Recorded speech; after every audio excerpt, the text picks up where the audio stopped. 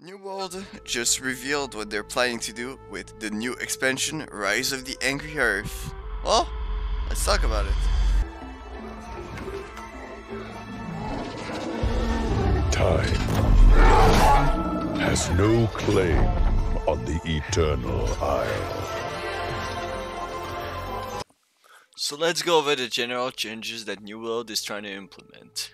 Out of this expansion, New World is coming with a new zone. The zone is called Legion of Wilds, and it would be situated where First Light was previously. I mean, basically the zone is kind of taken over by Angry Earth, and it gives it that greenery lush. And from the lakes, honestly, it looks really cool. I can't wait to play it.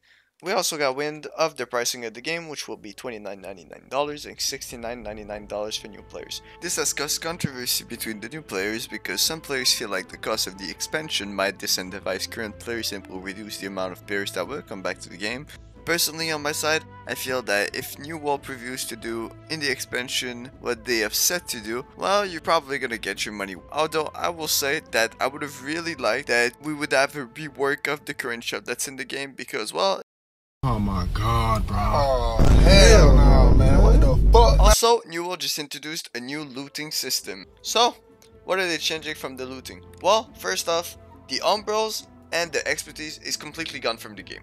So now items are going to be able to drop based on the enemy, level and the zone which you are playing. For example, elite mutations are going to be guaranteed to drop 695 to 700 gear score. So basically New World is adding less drops also in general, and the drops are going to be higher quality. Per se, when you would go out of the dungeon, you would have 50 drops. Now they have said to have less than that, so you would have less gear to shift through. And not only that, but loot from which you will get will also be biased towards the weight load you are wearing and the weapons you equip.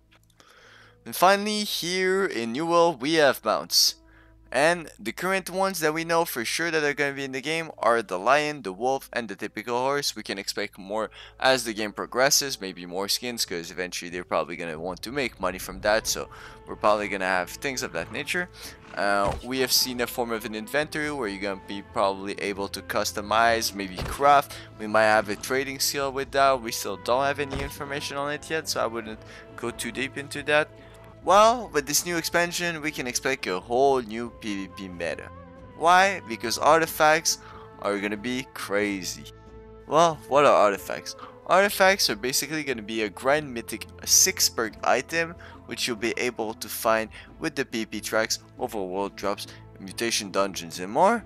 And basically, among the 6 perks, you're gonna have one unique perk unique to the weapon in question, and you're going to be limited to 3 per person. So does that mean is that you're going to be able to have 1 on your weapon, 1 on your armor, and 1 on your jewelry. We have some info on some of the artifacts. I will show them on the screen.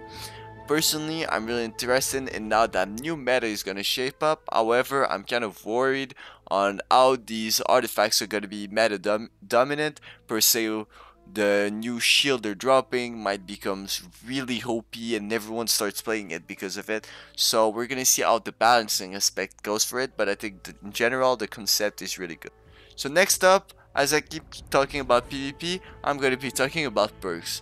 So for this season, New World has said that we're gonna get a revamp a lot of the perks, and they're gonna be getting rid of a lot of the perks. So New World teased perks like buffing a couple of weapons, like let's say accelerating trap with a bleed effect to it, so we can expect some more weapon perks to be added, as well as elemental damage to the armor, since they have talked about fire damage on armor. I'm still unsure if they're going to be adding slash damage, strike damage and things of that nature, but this is only speculation. Resilient and Bane were the principal perks for PvP and PvE meta, so now those are gone. No more Resilient, no more Bane, no more Ward, so that's gonna change a lot of stuff. Instead of doing Resilient, they have said that for Resilience, they've had a crit reduction to all players with the equip load. So for Light, you're gonna be getting minus 15% damage, Medium minus 20% on crit damage, Heavy minus 25% on crit damage. And the current items with the perks that have Resilient are gonna be receiving the health perk instead of it. So let's say you had an armor in your inventory that had Resilient, now it's gonna be health. Next up, they're adding a new mechanic called Magnify. So what is Magnify? Magnify is basically, you see on your little armor, instead of saying plus 30 constitution, it will be written plus 30 Magnify. Pretty easy, but what does it do? It will basically give you a bonus of constitution, dexterity, or whatever the perk which you have invested the most attributes point in. I'm kind of interested how that's gonna turn out, knowing that you don't want to end up with 600 decks, so you're probably only gonna have a few items that are gonna have that. So kind of waiting for how it actually is once it drops in the game. Continuing the information for this expansion, crafters, listen closely. This new season is about to change the way crafting is done and is going to revive a lot of market at the moment, which is pretty tight. So first off, no more gamble on crafting. It is going to be fixed gear score on all the stuff you craft. We will also get an Isof inductor, which is going to be a new way to craft gear, which will be something that guarantees 700 gear score. We are also going to have a new way of doing scarab, which is going to be prismatic scarabs, and this will basically guarantee a 3 perker when you try to craft. And if you decide to be able to combine the prismatic scarabs and the Azoth inductor to create a perfect 700 bis weapon or arm. So that's gonna make it so that there's way less gamba, probably gonna make people try out more builds. It's probably gonna become a little bit expensive than it is currently, because to craft a fully bist out set, mathematically it will cost you around 4 million, while the gold cap is 500k. It doesn't really make a lot of sense, so I'm really hoping forward to that update. Gazoo says new expansion, says new objective. First off, New World is adding level cap to 65 now. The max gear score is also going to be set up to 700, which will equate to approximately 600 attribute points with all the food and stuff. New World is also changing the threshold system to add thresholds at 25 and 350. They're also changing the weapon XP speed to level up to make it, basically they're making it 20% times faster than before. For the trading skills now, they're changing it up as well. They are putting it up to 250 to match basically the new stuff that is coming out, which is going to be tier 6. But what about mutations? Well, mutations are also changing. So now instead of having 10 difficulties, we are getting 3. So we're getting intermediate, hard, and elite for 650, 675, and 700 gear score. With this new mutation system, we are also getting a new expedition. I've yet to see some information except the little video on the screen. When newworld releases it on the PTR, I will go check it out and make a video on the expedition. The long-awaited Flail is coming to the game.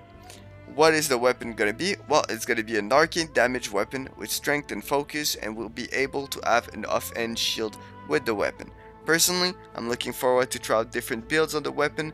I'm gonna just leave the abilities on the screen, but I will however show a link in the description from Duke's Love, where he goes over all the weapons abilities in detail. With a new weapon, we're also getting a new hard gem, which is called Primal Fury.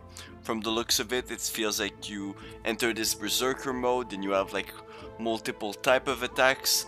Don't have it described yet, but we'll go try it, the different mode that we're able to get from the PTR when it launches. Well guys, it's finally time. Our torture days are over for all us PvP players. Doing missions for 3, 4, 5 hours just so that you can get snipe your deck is over. Now with the new expansion, New World is planning to change the whole system, where you're gonna be able to cap forts, towers, and missions. Hopefully not too much. Please, New World, don't put too much missions. Please, New World, don't push too much missions. If not, you're trolling. New World has also said that you shall be getting rewards for winning the push and rewards for defending the push. So we don't know how yet that is. Maybe an effect you get. Maybe you get fortified inside the fort. No information on it, but I think that's an interesting idea. Just the balancing of it I'm kind of worried about, but we shall see. However, that will for sure add a lot of open world PvP, since players are gonna be forced to do it basically to get the territory. So that's gonna be really cool. Next up, for the storylines, pretty simple and easy. New World is revamping the storylines from Eden Grove and Glencleave and adding a couple missions to them. Finally, for the events, nothing really interesting here. We're getting Night Vale Hollow and Turkey Terror from last year, so I'm kind of disappointed for that, but since the expansion is coming out, I won't complain too much on it, because I think expansion is the biggest part of the content they're adding to the game. Well, that is it for the video, guys. Thanks for tuning in. Please leave in the comment what you feel that New World is still missing and what you're most excited about in this expansion. Personally for me, please, new OP or map. It's been fucking 2 years, but it is what it is. That's it, guys. I'll catch you next time.